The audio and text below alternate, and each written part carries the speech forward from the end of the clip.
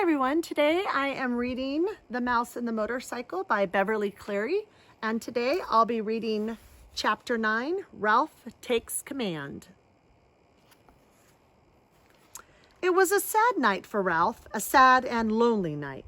If he went back to the mouse hole, his mother was sure to worry him with embarrassing questions about the motorcycle.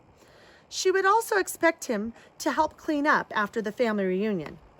If he took off his crash helmet, he could squeeze under the door and explore the hall on foot, but he could not bear to part with the helmet.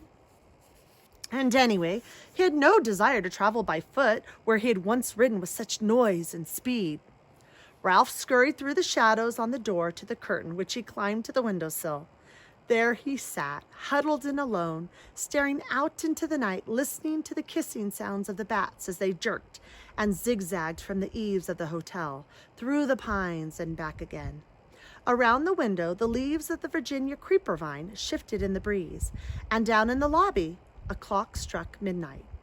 An owl slid silently through the night across the clearing of the parking lot from one pine to another.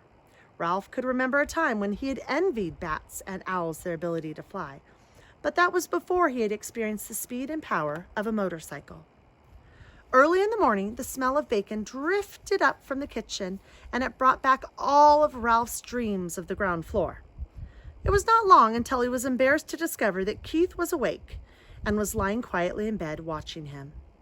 "Hi," said Keith. "Oh, hello." Ralph wished he had returned to the mouse hole before dawn. "Well, I guess it's about time for me to go home to bed."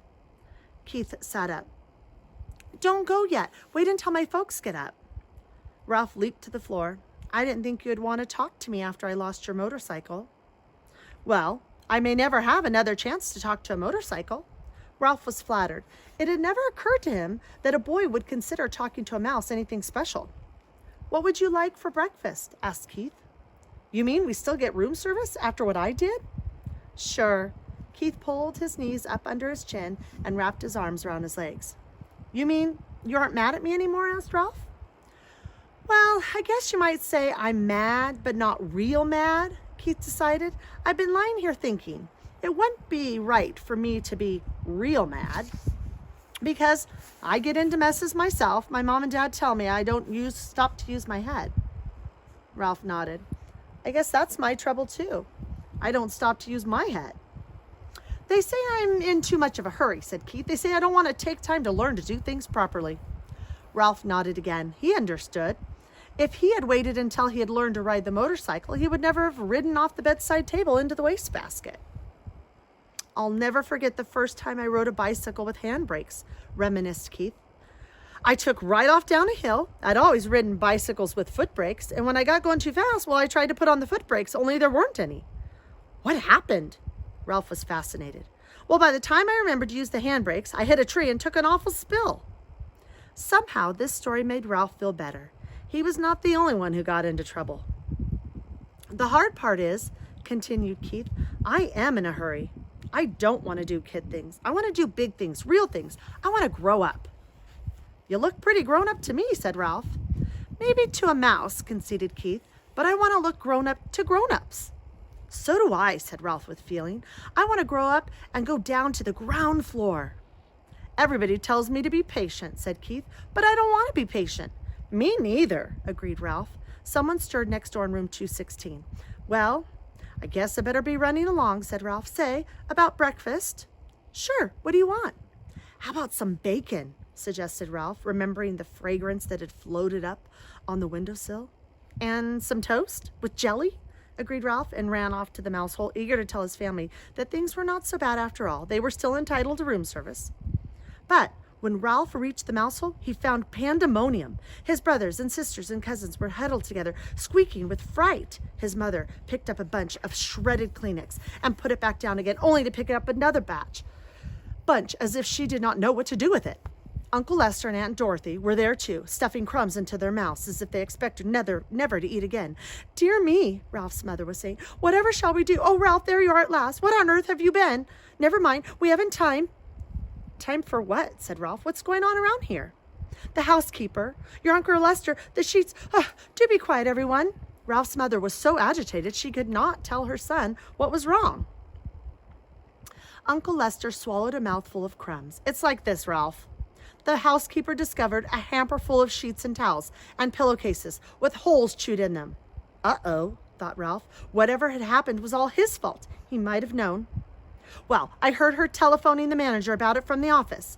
The manager came up and he called in all the maids and the bellboys, and everybody had to look at the holes chewed in the sheets. It was quite a powwow.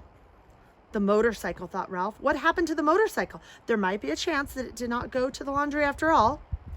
You didn't happen to see a motorcycle in the housekeeper's office, did you? He ventured. I was listening, not looking out, said Uncle Lester. I'm not foolhardy like some people around here. Ralph, you know what this means. His mother managed to pull herself together to say that much. It means war on mice, said Aunt Dorothy ominously. It means traps, poisons, said Uncle Lester. Who knows? This time the management might even spend money on an exterminator. We shall have to flee. There's nothing else to do. And if we flee, the owls will get us, said Ralph's mother, causing the brothers and sisters and cousins to set up an awful squeal. Shh! The mother mouse fluttered her paws in alarm. Flee? Ralph said, bewildered. Flee and leave room service? Room service? Exclaimed his mother. How can we expect room service after you lost that poor boy's motorcycle? It's all right, Ralph assured his mother, and could not resist adding rather grandly, I've already ordered. Room service is bringing us bacon and toast with jelly. This is what I picture them imagining going on when they tried to escape. The news silenced everyone. A breakfast of bacon and toast with jelly delivered to a mouse nest without first being dropped on the carpet was not to be abandoned lightly. We want some jelly, we want some jelly, all the little cousins began to squeak. Be quiet, ordered Uncle Lester. Do you want them to find us? Ralph knew that no matter what the others chose to do, he was not going to flee from the hotel, not until he found out what had happened to the motorcycle. He was very sure of this, and all at once he felt calm and clear-headed, as he had never felt before. He knew exactly what his family should do. Be quiet, everyone, Ralph ordered, standing up straight so that all of his relatives could see him. I will tell you what we're going to do. See here, Ralph, interrupted Uncle Lester. You are pretty young to be giving orders to your elders. Now, Lester, said Aunt Dorothy, let's listen to Ralph. After all, he has our food brought up by room service. No one else in the history of the family has managed that. This silenced Uncle Lester, and Ralph was allowed to continue. What we should do is keep quiet for a few days. Here he looked down at his little cousins, for once in their lives, who were not squeaking. I will arrange for room service to bring our meals so we won't have to go scrambling around in the woodwork or scrounging around in the rooms. That way we won't be tempted to taste any poisoned food or go near any traps. And if the management doesn't see or hear any of us for a few days, they'll forget about us. They always do. Now, just a minute, said Uncle Lester. This boy won't be here long. You know how it is with people here today, gone tomorrow. Ralph had the answer. This is only Sunday. He will be here until Tuesday because Monday is the 4th of July, and his father says he won't drive in holiday weekend traffic. He always brings us plenty, and if we don't stuff ourselves, we can save enough to last until the management forgets about us. Uncle Lester nodded thoughtfully. That seems like a sound idea. Yes, but Ralph, there's only one thing that worries me, said his mother. How are we going to tip room service? When people have a waiter bring food to the room, they always give him a coin or two for a service. We haven't any money. Ralph had not thought of this.